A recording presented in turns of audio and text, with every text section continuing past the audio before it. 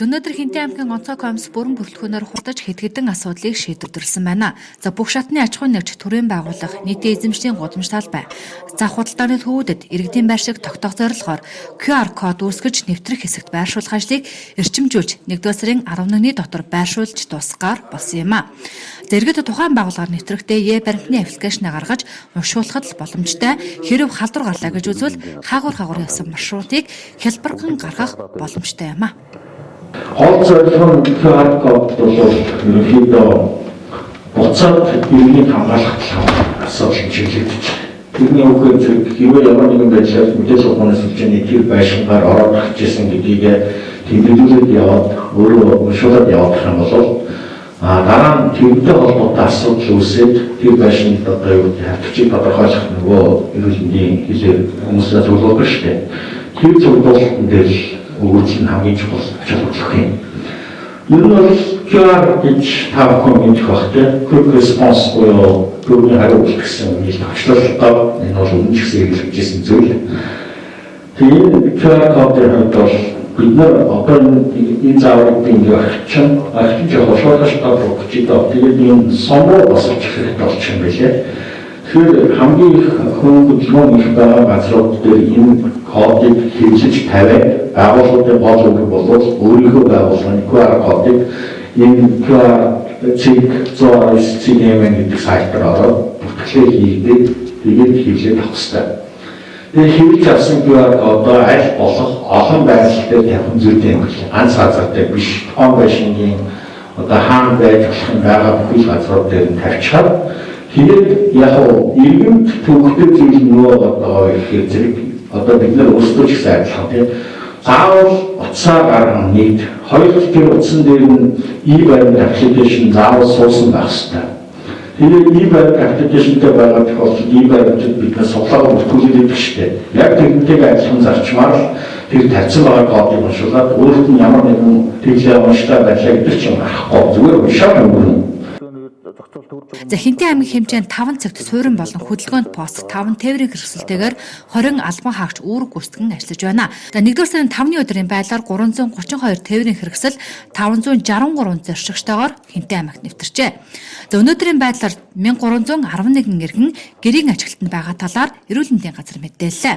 За хүнс хөдөө аж ахуй үйлчлэлийн байдлын талаарх мэдээллийн тухайд 2020-оос 2021 онд 89 багийн 8.4 мянган малчин өрхөд 4.6 сая толгой мал үйлчилж байна. Харин отроор 10 аймгийн 55 сумын 111 өрхийн 63521 мал отроор үйлчилж байна. Одоогоор үйлчил хүндэрсэн сум байхгүй, өвсдөжл хангалттай байгаа хэллээ. Аймгийн хэмжээнд 2020-оос 21 онд оны үйл 9 багийн 8.4 мянган малчин өрхөд 4.6 сая толгой мал 27 шилжүүлсэн 8.2 толгой мал үйлчилж байна. Аймгийн хэмжээнд одоо нийт одоодсон бүрхүүлтэй байгаа 10-аас 12 см-ийн зонтос сүмбэрхүүлтэй агарын дундаж температур бол улсын одоо дунджаас хүйтэн хэрлэн өлзийт дэлгэрэн сумдад одоо 40 градусаас дээш хүрч байгаа нь бол малын өвлөлтөнд сэргээр нөлөөлж байгаа буюу цас одоо хөрөлж хатуурхад одоо нөхцөл үүсэж байна. За аймгийн хэмжээнд нийт одоо өвдөжлийн байдал одоо хөдлөг байгаа зарим нь энд бол аймгийн хэмжээнд малчтын хэрэгцээнд бэлтгэсэн 119.1 тонн өсний 31.8% болох 37.9 тонныг сумдын аюулгүй нөөцөд бэлтгэсэн ба 90,9 тонн өвсний 10.6% болох 832.8 тонныг 409 тонн тэжээлийн 1.4% болох 946 тонныг тус зарцуулаад байна өнөөдрийн байдлаар. За гаалшаар өмнө дэлгэр Басчирет, Биндэр, Норуулан, Батнороо, Хэрлэн сумд аюулгүй нөөцийн өвсөө хөдөлгөж зарцуулаагүй байна.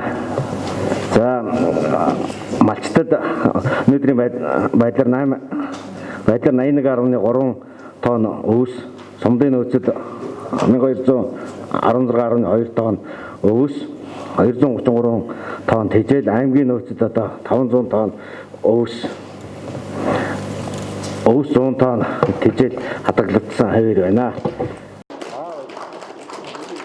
За Хинтээ аймгийн цаг агарын тухайд 1 сар хүйтэн байна. Шөнөдөө 38-аас 42 градус хүртэл хүйтэрж байгаа нь олон жилийн дунджаас 8 градусаар хүйтэн байгааг ус цагаар онцлог шинжилгээний албанаас мэдээлсэн юм а. Сар маань ерөнхийдөө энэ олон жилийн дунд жижлаас ерөнхийдөө хүйтэн энэ хүүтрлүүд маань хаана хэдийд явагдах вэ гэхээр 1 болон 2 дугаар 10 хоногийн сүүлч 3 дугаар 10 хоногийн дунд үеэр гээд нийтдээ ерөнхийдөө 3 удаа энэ одоо тохиолдоод байгаа шиг 35-аас 40 градус хүрч байгаа энэ хүүтрлүүд манаас хүүтэрч дахиад 3 удаа 2-оос 3 удаа хүүтрэх нэ. Хурд тунцол бол нутгийнхаа бол энэ жил бол олон жилийн дунджийн орчин хурд тунцны бол их баг байгаа. Өчигдрийн орсон тонцол ихэнх нутгараас 0-аас 0.8 мм цас орсон. Огт ороогүй газар сум бол дадал нь оруулан сумдуудад бол цас ороогүй. Босод сумд бол 0-аас 0.8 байгаа засыг бол 1 см орчмоор нэмэгдүүлсэн ийм цасан бүрхүүлтэй байна. Цаашд бол цасны хэмжээ бол гайгүй, харин хүүтрлийн хэмжээ 2-оос 3 удаа энэ хүчтэй хүүтрэлт бас манай аймагт явагдахаар одоогийн байдлаар бол харагдаж байна.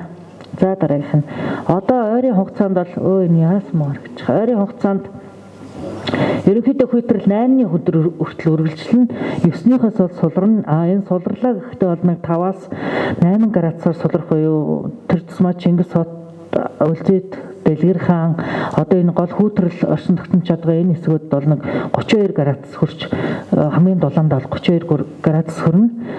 Тэгээд 8-наас дулаараад эргээд 15-6 дахиад бас энэ тодорхой хэмжээний хүүтрэлүүд маань 35 градусаас даваад бас 3-аас 4 хоног хөлчлөж тийм байгаа.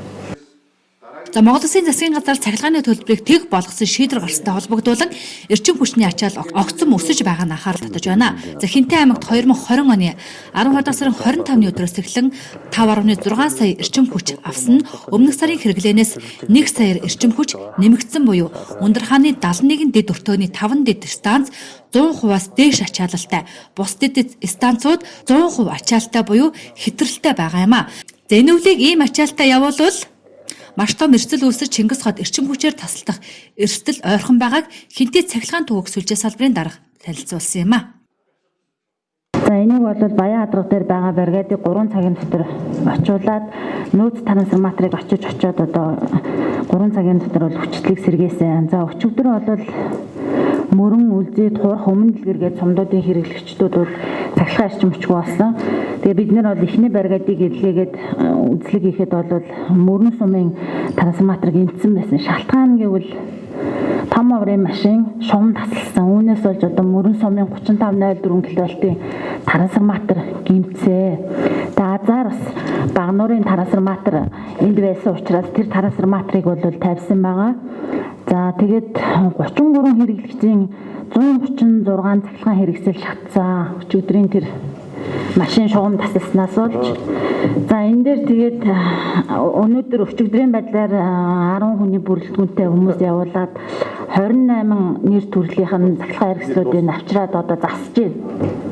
За тэгээ үлдсэн одоо тэр жишээлбэл энэ бол процесс бол өчигдөр 15 цаг 30 минутаас 16 цагийн хооронд болсон процесс ахгүй юу. Тэгэхээр энэ үед бол сургуулийн 90 шиг коридорын гэл асаалттай байсан. Одоо сургууль маань үйл ажиллагаа явуулахгүй байгаа шүү дээ.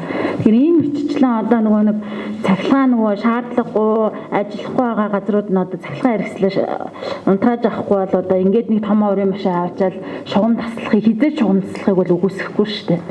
Тэгээд одоо Мөрөн сумын хэрэглэгчд маань өчигдөр бол бүр цахилгаан эрчим хүчгүй бараг 1-2 хоног Багнуураас трансформатор ирэх хүртэл хугацаанд бол гэрэлгүй байх нөхцөл тэгээ хөлдөлт үүсэх нөхцөл бол үүсэх байлаа. Тэгээ юу бэрхтэр ажиллаж ирсэн нэг зөөрийн трансформатор Багнуурын зөөрийн трансформатор байсан тулдаа бол энэ нөхцөл байдал гайгүй боллоо. За 3 дугаарт бол Хинтээ аймаг түүхэндээ анх удаа 12 сард 5.5 сая киловатт цахилгаан эрчим хүчийг авлаа. Энэ бол хамгийн ихтэй манай Хинтээ аймаг 4.6 сая цахилгаан эрчим хүчийг авч ирсэн. Тэгээд 20% өсөлт үүссэн. За ерөөсө томоохон үйлдвэр аж ахуй нэг жуулуурхай ажиллахгүй байгаа. Энэ дандаа ахуйн хэрэглэн дээр өссөн. За Хинтээ аймгийн одоо энэ хэрлэн сумдууд дээр бол асар их олон тэрбум төгрөгийн бүтээн байгуулалтууд хийж байгаа. Хинтээ аймгийн хэрлэн сум дээр бол ерөөсөө бүтээн байгуулалт сүүлийн 8 жил хийгдсэнгүй. Сая трансформаторын ачааллыг өнгөрсөн 7 хоногт хэмжлээ. Өнөөдөр одоо 200% ачаалж байгаа трансформатор нэг байна. 150 хүртэл ачаалж байгаа хувьтай трансформатор 5 шиггүй байна. Тэгээ энэ 5 трансформаторыг өнөөдөр яг солиод тэр ачаалтанд тохируулах тийм трансформатор бол байхгүй байна. За тэгээд хамгийн өндөр ачаалагдж байгаа трансформатор бол Дулаанд байж байгаа Атбай 34-ийн трансформатор 200 ачаалж байна. За тэр трансформаторыг одоо энд нөөцөнд байгаа нэг шатлалаар ахиуллаа гэхэд тухайн одоо авч байгаа ачааллынхаа дийлхээр тийм трансформатор байхгүй. Тэгэхээр би энэ дээр юу гэж хэлэх гээд байна гэхээр аймгийн засаг даргын тамяан газар энэ хэрлэн сумын засаг даргын тамяан газартай энэ манай байгууллага хамтарч бүр энэ ард иргэдийг саяын гэрэлх ажил хийхгүй болвол эрчим хүчний одоо энэ өндөр хааны 71 өндөр хаан дээр бол манай байгууллага эзэмшлээ 71 дэвтэртэй байдгийг. Энэ 71 дэвтэртэй бол өнөөдөр баг бүгд 100% ачаалтай байна. Тэгээд нэг нь 200%, 550%-тай ингэ ачаалтай байна. За Хинтээ аймгийн хүнс ачаа тээвэр гүйцэтгэж байгаа 315 тээврийн хэрэгсэл зохицуулт хийх төр журмыг боловсруулан мөрдгөр боллоо. Учир нь эдгээр жолоочид эрсдэлтэй нөхцөлд ажиллаж байгаа учраас хийх хинэгээ эрсдэлд оруулахгүй тулд QR код авч нэвтрэх, тухайн жолоочийн гар утсанд аппликейшн суулгаж хаагур явсан мэдээллийг тодорхойлох, хяналт тавьж ажиллах. За мөн тээвэрт явсан жолоочид гэртээ ирээд 7 хоног өөрийгөө тусгаарлах зохицуултыг хийхэр болсон байна. За мөн карго болон дайвар авчрахтаа маш болгоомжтой хандах, тухайн дайврыг автотээврийн үндэсний төв төвлөрүүлж ариутгал хийж тараах, ерөн цаашдаа дайвар авчрахыг хориглох, за иргэд дайврыг Монгол шуудангийн үйлчлэгийг сонгож үйлчлүүлэх зохицуулт хийхэр болсон юм а. За тээврээс ирсэн машин бүрийг ариутгаж, жолоочдоос PCR-ын шинжилгээ авахаар мөн зохицуултыг хийлээ.